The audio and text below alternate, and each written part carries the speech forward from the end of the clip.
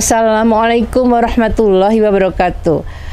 Alhamdulillahirabbil alamin. Rabbis shrah li sadri wa yassir li amri wahlul 'uqdatam min lisani yafqahu qawli. Amma ba'du. Alhamdulillahirabbil alamin. Para pemirsa yang budiman, pada kesempatan ini kita akan membahas tentang adab remaja muslim. Kita paham semua bahwa masa remaja adalah masa penentu masa depan umat Islam, masa penentu bangsa kita.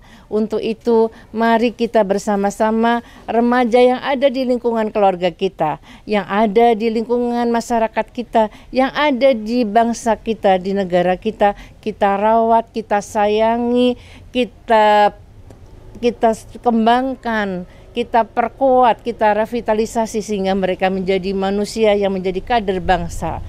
Untuk itu mari kita memahami sebenarnya remaja ini siapa dan bagaimana kita akan mengantisipasi, kita akan merevitalisasi. Tentu kita harus mengenal para remaja itu.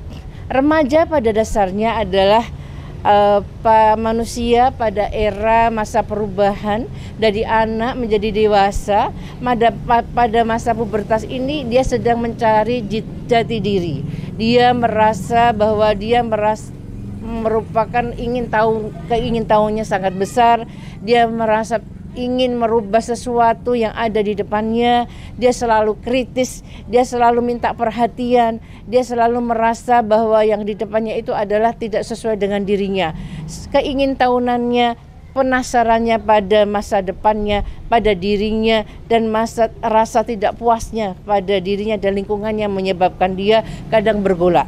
Tentu harus kita pahami secara fisik dan secara psikis, secara sosial dia memang sedang dalam masa perubahan.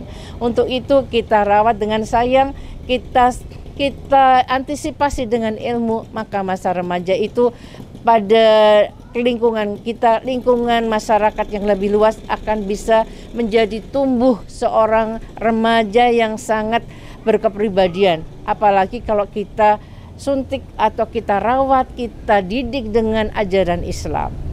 Para pemirsa yang budiman, kita tahu semua bahwa landasan Islam adalah sebagai langkah bergerak kita di dalam kehidupan untuk menentukan dan mempengaruhi apa yang kita lakukan disesuaikan dengan pedoman ajaran Islam. Sebagaimana yang disebutkan dalam surat dalam Al-Quran, saya sebutkan bahwa wa'budullaha wa la tusyriku bihi syai'a wa bil walidaini ihsana wa bidzil qurba wal yatama wal masakini wa jaridil qurba wa jaridil jumbi wa sahibil bil janbi wabnis sabil wa ma malakat aimanukum innallaha la yuhibbu man kana muhtalan fakhura, yang artinya, dan sembahlah Allah dan janganlah kamu mempersekutukannya dengan sesuatu apapun, dan berbuatlah baiklah kepada kedua orang tua, karib kerabat, anak-anak yatim, orang miskin, tetangga dekat dan tetangga jauh, teman sejawat, Ibnu Sabil dan hamba sahaya yang kamu miliki. Sesungguh Allah tidak menyukai orang yang sombong dan membanggakan diri. Makna dari ayat yang saya maksudkan tadi adalah bahwa para remaja itu harus menjadi orang yang bermanfaat, baik bagi lingkungan yang terkecil maupun lingkungan yang lebih luas lagi.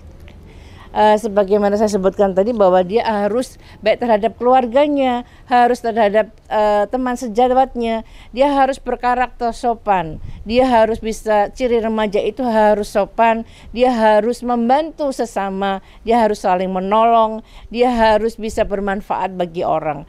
Karena itu kita harus support mereka. Tentu kita akan tahu tidak mudah karena masa remaja dia akan mengalami banyak hal yang ada dalam dirinya maupun yang diakibatkan dari luar atau faktor ekstern. Misalnya